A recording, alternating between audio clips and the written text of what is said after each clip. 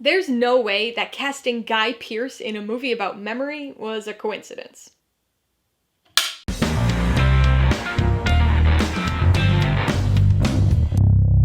Hey everybody, welcome to Mainely Movies. Today I'm going to be talking about the 2022 action thriller, Memory. If you're new here, please consider subscribing for a variety of movie-related content like reviews, ranked lists, and trailer reactions. All my reviews include a breakdown of the pros and cons, my rating, and some tailored film recommendations, so be sure to watch through to the end of this video for all of that extra content. Memory stars Liam Neeson, Guy Pearce, and Monica Bellucci, and was directed by Martin Campbell. Based on the Belgian novel and film The Alzheimer Case, it tells the story of Alzheimer's suffering hitman Alex Lewis, played by Liam Neeson, who seeks revenge on his employer following an amoral contract. I know what you're thinking. Another Liam Neeson action thriller?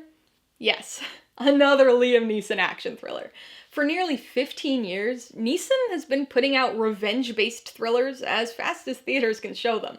What began as a way to keep busy and stay out of his own head following the death of his wife in 2009 has become a prolific second half to an already prolific and acclaimed acting career.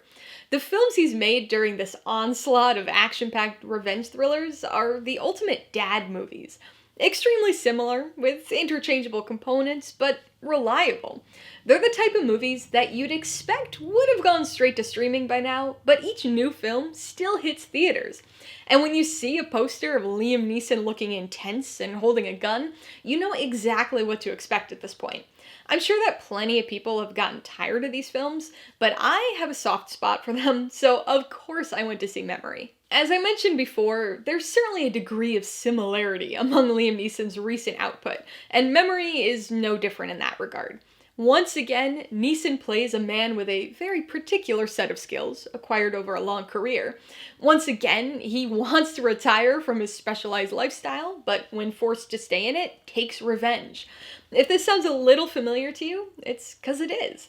But this film mixes up the classic Liam Neeson movie playbook with one crucial change. Neeson's contract killer character, Alex, is suffering from the early stages of Alzheimer's. This alteration results in a fairly unique premise.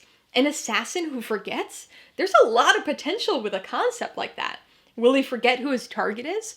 Forget an important tool or skill mid-mission? Will he forget who he is and what he does altogether? So many possibilities, and so many things that could be done with this memory premise, but it's disappointingly underutilized here. There's a bit of an unintentional red herring early on, and Alex's deteriorating memory plays a role in driving certain plot points in the third act, but throughout the majority of the film, it's largely inconsequential, which is such a shame, because this could have been something very unique. Instead, it's just sort of your typical revenge thriller. Even for one of these movies, the script feels a bit lazy. You can understand the basic plot and what's happening, but it's a little disjointed at times, with bizarre character choices, overly convenient or inconvenient events, and a very incomplete feeling when it comes to the characters and their backstories. So this movie is perhaps a little messier than the typical Liam Neeson thriller, but I will say that it does throw some moderately unexpected things at us every now and then. So the story and characters are a bit subpar, but what about the action and thrills? Compared to the usual Liam Neeson thriller, Memory is a bit more methodical with its pacing. But there's no psychological element or big mystery to work out during the slower moments, like in The Commuter, for instance. So this movie feels a touch slow at times.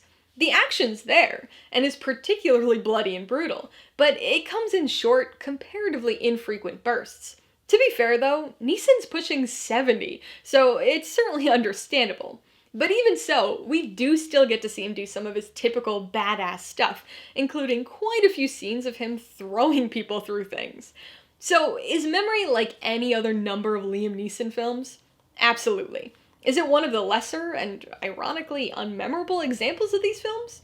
Probably. Will fans of Liam Neeson action thrillers still be entertained by it? You bet. Alright, let's talk about the pros and cons. The biggest pro is definitely the premise. This is a remake of a Belgian film, which itself was an adaptation of a novel, so credit for the Alzheimer's addled hitman concept doesn't belong to this remake, but it's still its major positive factor. We've seen movies about hitmen wanting to get out of the game time and time again. even from Liam Neeson himself. So introducing a scenario where that hitman is suffering from progressive memory loss had the potential to mix things up a bit.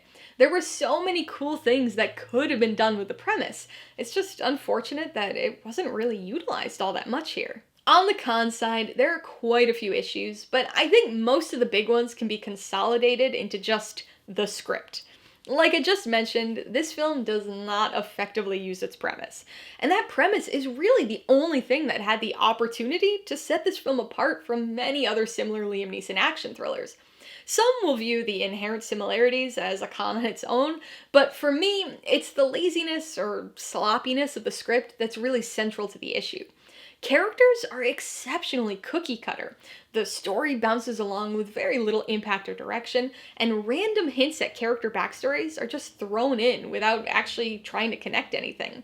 It's all fairly easy to follow, but it's not particularly well done. Before I give you my rating and recommendations, I want to remind you that if you're interested in buying Memory or any of the other films I mentioned today, I do have affiliate links for all of them in the description below. I get a small commission from anything you buy using one of my links, so I'd really appreciate it if you use them if you're in the market for any of these movies. I'm gonna give Memory 2.5 out of 5 paws.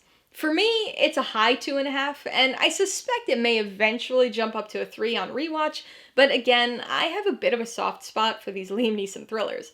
This one still definitely entertained me, but the lazy script and severely underutilized premise dragged it down some.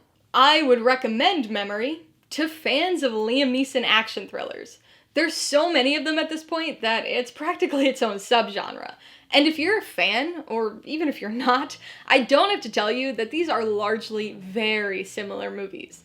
Memory has a slightly different premise, and a very slightly different type of character, but it's another one of these films. So if you typically enjoy them, you'll probably like this one too.